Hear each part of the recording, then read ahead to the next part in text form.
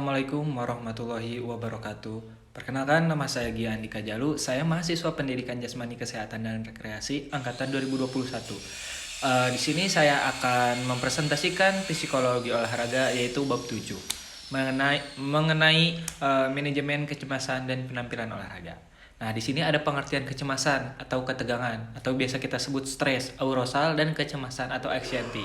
Nah, merupakan istilah yang sering digunakan secara saling tukar menukar gitu ya. Padahal ketiga hal tersebut ini mempunyai arti yang sangat berbeda gitu. Nah, ketegangan lebih dikenal dengan istilah stres, yaitu tekanan atau sesuatu yang menekan dalam diri seseorang gitu. Menurut Nicholas dan Jones tahun 2017 itu tuh.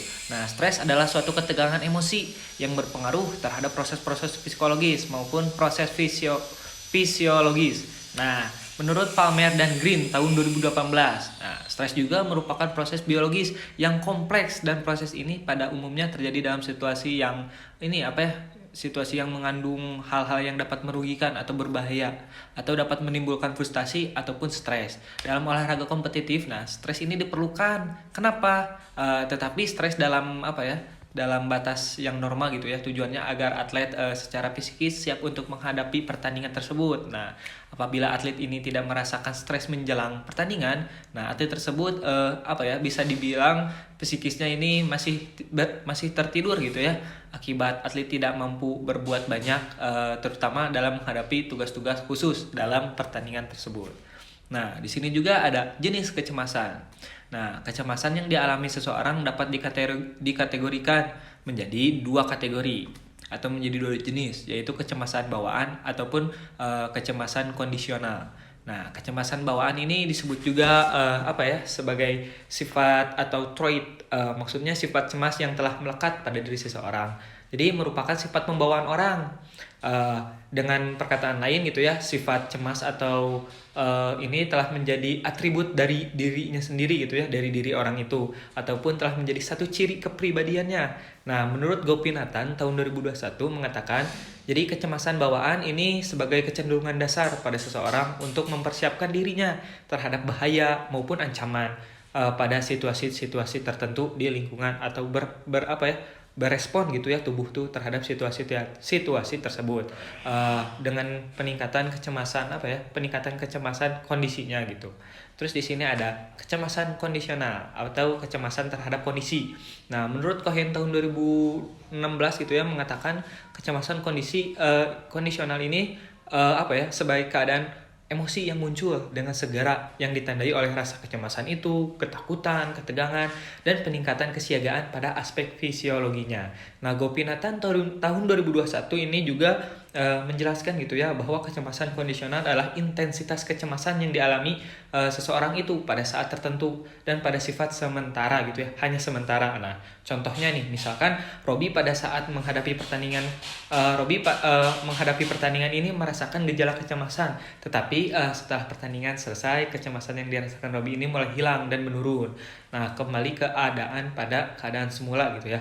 Nah, terus di sini juga ada sumber kecemasan. Nah, sumber kecemasan ini dapat dibedakan atau dikategorikan ke dalam dua sumber, yaitu sumber yang bersifat situasional ataupun personal. Menurut Mubrok dan Cremedes tahun 2018 ini menyebutkan ada dua sumber. Ada sumber situasional yang tidak menentukan hasil pertandingan kecemasan. Ini juga akan muncul dengan bersumber dari dalam diri, dari luar atlet tersebut gitu ya. Nah, menurut Nicholas tahun 2017 gitu ya, memberikan contoh kecemasan dari dalam diri atlet, antara lain atlet sangat mengandalkan kemampuannya sendiri gitu, atlet merasa bermain dengan baik. Adapun kecemasan dari dari luar gitu ya, dengan ketidakhadirannya pelatih ataupun dengan banyaknya penonton gitu. Lalu di sini ada gejala terjadinya kecemasan. Menurut Gunarsa tahun 1989 ini menyebutkan gejala-gejala fisik dan psikis yang menunjukkan atlet itu mengalami kecemasan. Yang pertama yaitu adanya perubahan yang dramatis pada tingkah lakunya, terus gelisah atau tidak tenang dalam tertidur atau sulit tidur gitu, terjadinya peregangan otot-otot pundak, leher, perut, terlebih pada otot-otot ini ya ekstremitas gitu. Terutama poin selanjutnya juga ada perubahan irama pada pernapasan biasanya kan langsung tegang ya, pernapasan menjadi berat, terus terjadinya kontraksi otot setempat pada dagu, misalkan sekitar mata dan rahang. Makanya kalau orang yang agak panik itu kelihatan dari mimik wajahnya. Nah, adapun gejala yang bersifat psikis terdiri dari apa ya? Dari gangguan ini pada perhatian dan konsentrasinya, terus pada perubahan emosinya, menurunnya rasa percaya dirinya gitu ya. Terus timbul obsesi dan tidak adanya motivasi. Nah, proses ini terjadi pada ketegangan dan kecemasan. Nah, di sini ada 4 tahapan yang saling berhubungan, yaitu tuntutan lingkungan, terus persepsi pada tuntutan, respon terhadap ketegangan, dan akibat dari perilaku.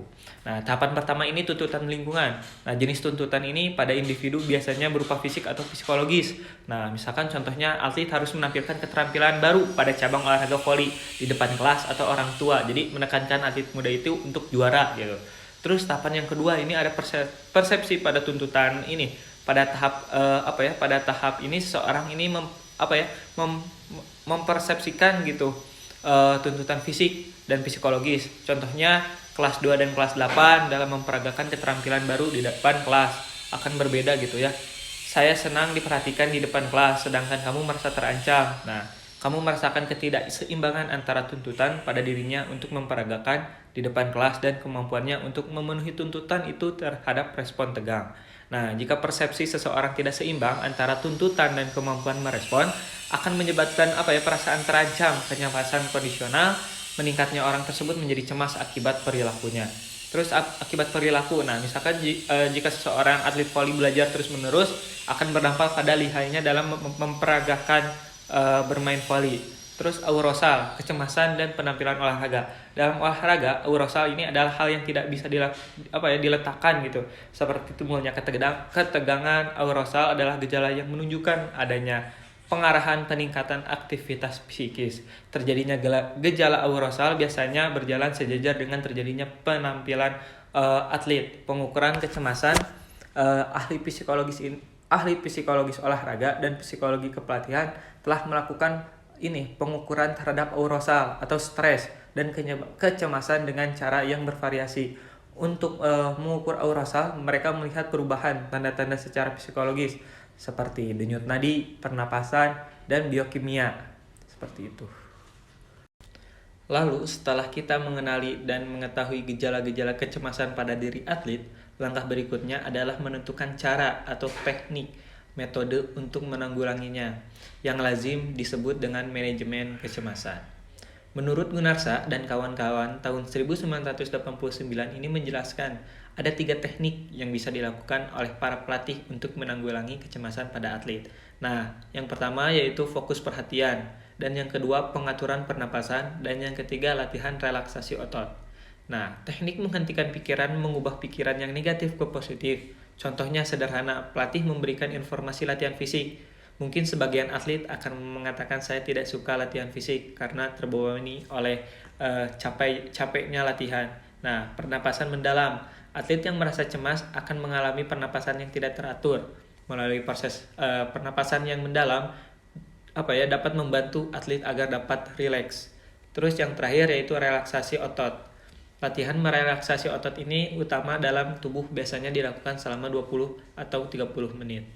Mungkin sekian presentasi yang saya berikan. Mohon maaf bila ada salah kata. Wabillahi taufiq wal hidayah. Wassalamualaikum warahmatullahi wabarakatuh.